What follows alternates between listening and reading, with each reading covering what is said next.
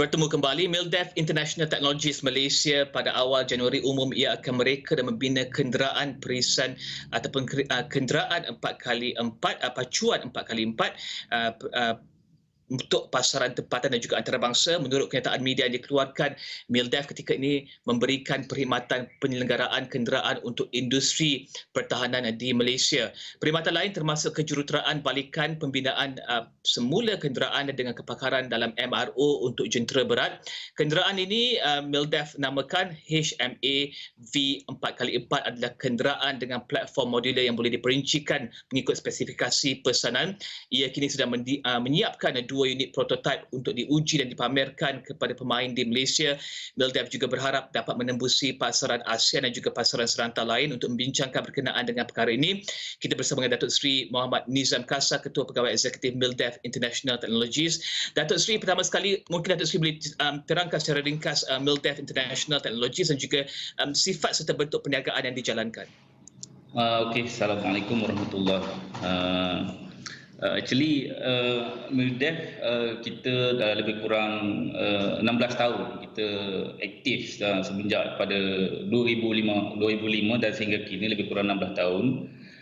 Dan kami bermula daripada kerja-kerja maintenance, repair, overhaul untuk kenderaan jenis berperisai, sama ada di dalam negara dan di luar negara. So kita menyediakan perkhidmatan, pembekalan untuk kenderaan jenis berperisai lah. Dan kini kami telah pun mengeluarkan beberapa produk di dalam negara untuk diguna pakai oleh militeri. Dan mungkin Datuk Seri boleh terangkan tentang Mildef HMA V4x4. Ini ada kenderaan perisai. Perkataan tersebut saya cuba cari sebentar tadi, kenderaan perisai. Apakah faktor keunikan kenderaan ini dan juga teknologi yang digunakan? Kenderaan ini menggunakan teknologi independent suspension yang di mana yang diguna pakai oleh mana-mana negara luar yang membina kenderaan berperisai. So, kenderaan ini dibina daripada chassis, hull dan diintegratekan enjin di dalam negara. Kerana kita terpanggil untuk menjalankan pembangunan kenderaan perisai ini di dalam negara, kita menyedari bahawa ada keperluan untuk pasaran ASEAN market untuk kenderaan jenis ini. Memang ada pasaran sedia ada di luar sana untuk kenderaan seperti ini? Ya, dalam keadaan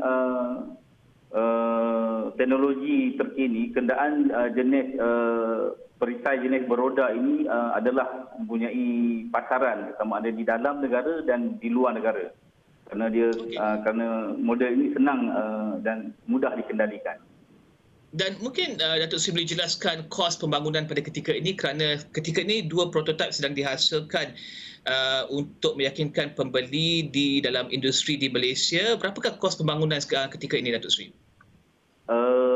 Bagi sebuah kos pembangunan, kini kita telah pun menghabiskan dana lebih kurang 14 juta ringgit Malaysia untuk membangunkan sebuah kenderaan prototipe untuk kenderaan armored vehicle ni.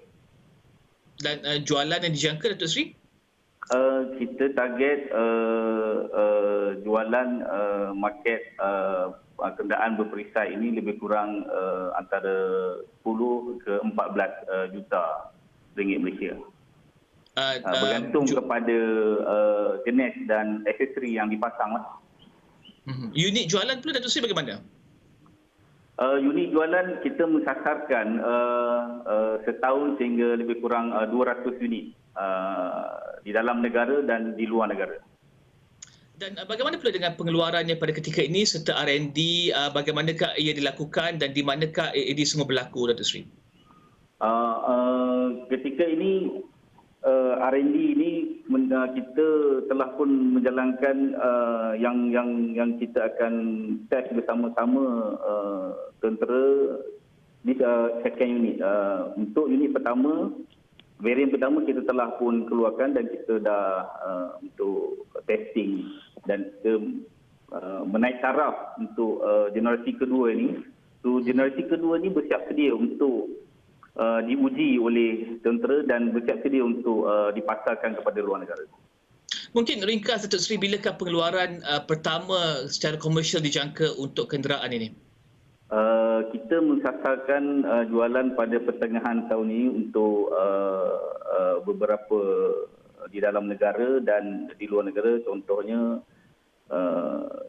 di dalam negara, Malaysia Army juga mempunyai demand untuk kenderaan jenis ini, dan kita telah pun dihubungi oleh beberapa negara seperti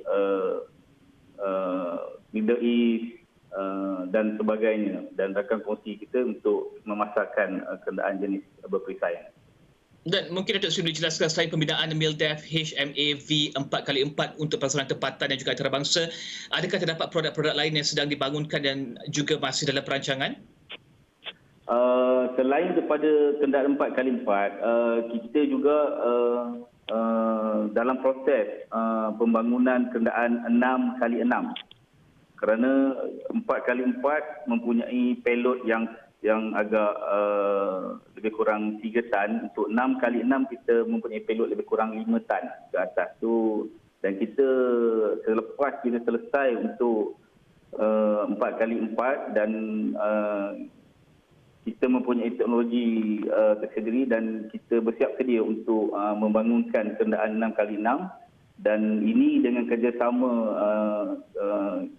Strike, iaitu salah satu bodi daripada Kementerian Pertahanan.